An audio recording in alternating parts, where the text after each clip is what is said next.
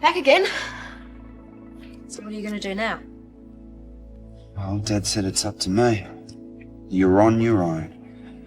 I don't know. I don't really care. Oh, you don't mean that. You reckon? You're just scared. You had enough trouble with your schoolwork before all this, and now you think you've gone and made things impossible. Yeah, well, it's a pretty good reason to be scared, hey? You don't know how important that test was. I think we got a rough idea. The thing is, what are you going to do about it? There's nothing I can do about it now. That's loser talk, mate. You want to stop that right now.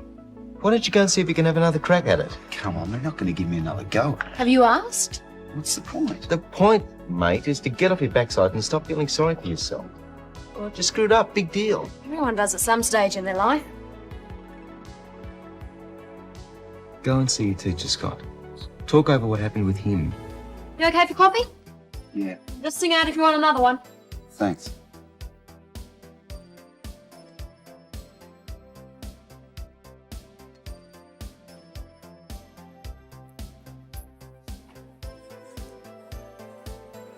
Doesn't look as if Scott's taking your advice about seeing his teacher. Well, not for the moment, anyway. Poor guy, I feel sorry for him. Why don't you go and have another talk to him? See if you can snap him out of his misery. Yeah, okay. Here, and take these with you.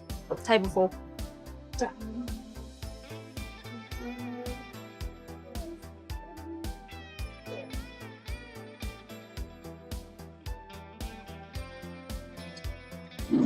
So how's it going? You know the worst thing? I've let Dad down. He wanted me to do well and be a success. Look at me, I've ended up the biggest flop of all time. Sometimes parents expect too much of their kids, following in their footsteps, you know. Yeah, but it's not too much to expect them to pass their exams or at least sit for them. I'm not really talking about that. You want to be a journo, right? Yeah. So why are you studying maths? I've never been able to work that out. You don't need maths to study journalism. Dad's an engineer. Everyone's assumed I'd do maths. Yeah, I thought so. Doesn't make much sense, though, does it? Not when you think about it. Look, Clive, I don't want to think about anything right now. I just want to sit here and forget about the whole stupid mess. And have a quiet cup of coffee by myself.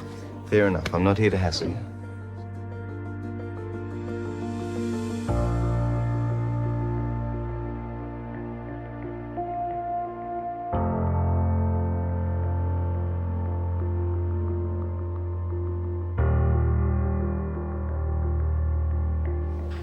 Closing up now, Scott. Oh, have you finished? All done. Oh, thanks. Just get rid of these and we can push off. I'll take your cup. Scott, you okay?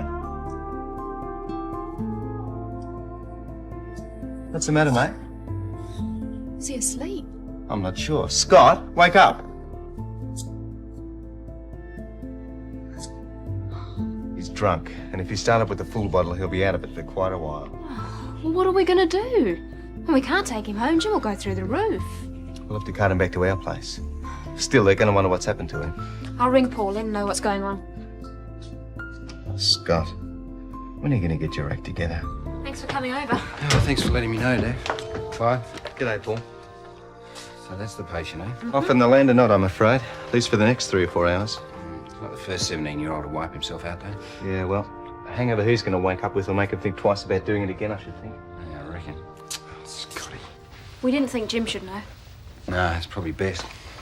Question is, what do we do with him? We thought he could stay here till he comes to and then somehow get him over to his own bed. Won't be until the early hours of the morning, though. Yeah, it's the best idea, I do. Can you cover for him until everyone goes to bed? Oh, I think so. I just don't want him to get into any more trouble. He's got enough problems on his plate as it is. I don't know it. Has Jim been giving him a hard time? Oh, make it through the riot act. Nah, he hasn't been too bad. Just tried to do the right thing, try and make him relax. Even took him fishing on the weekend. Scott feels he's let Jim down. Well, the only person he's let down is himself, but right now he's suffering one hell of a guilt complex. Do you have to make it sound so serious? It's not that serious. Just a question of getting him to see things as they really are.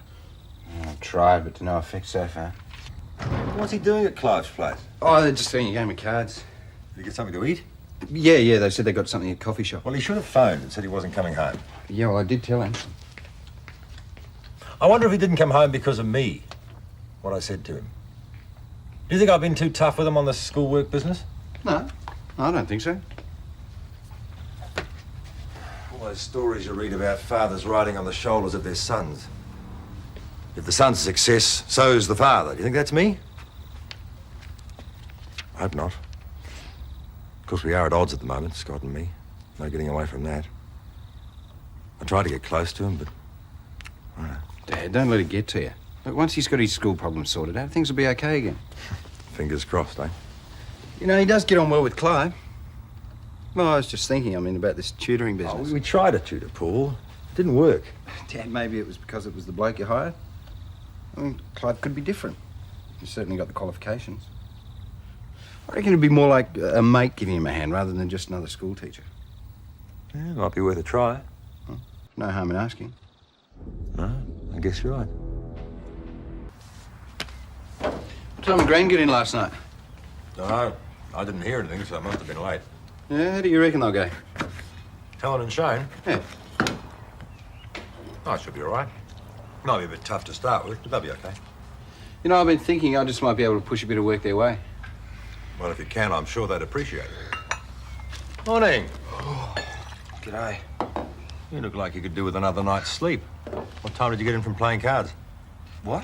Oh, with Clive and Daphne, I told Dad about last night's card game. Oh, yeah. Late. After midnight. Better than studying, I suppose. Want an orange juice?